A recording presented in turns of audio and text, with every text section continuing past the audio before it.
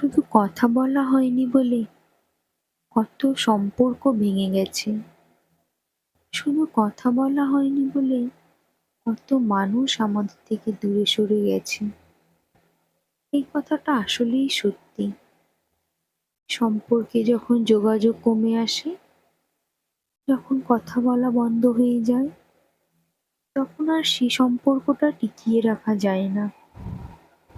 আমাদের চারপাশে এমন অনেক সম্পর্ক আছে, যদি শেষবারের মতো আরেকবার কথা বলা হতো, তাহলে হয়তো আজও সম্পর্কটা টিকে থাকতো।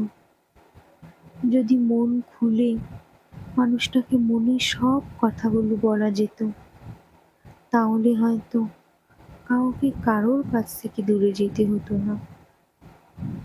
সম্পর্কে যখন কথা বলাটা কমে আসে, তখনই আমরা একে অপরের থেকে দূরে যেতে থাকি।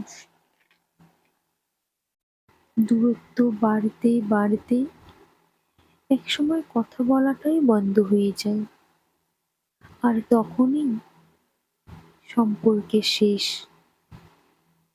এইভাবেই এই একই শহরে অসংখ্য সম্পর্কের সমাপ্তি ঘটে, শুধু কথা বলা হয় না বলে।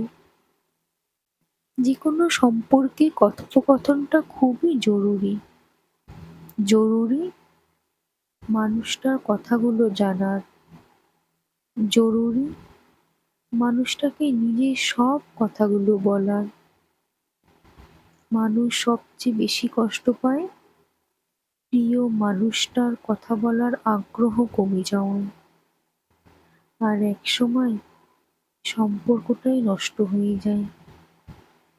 দূরত্বে নয়, গুরুত্বে বাঁচুক আমাদের সম্পর্কগুলো, কথায় বাঁচুক আমাদের ভালোবাসাগুলো।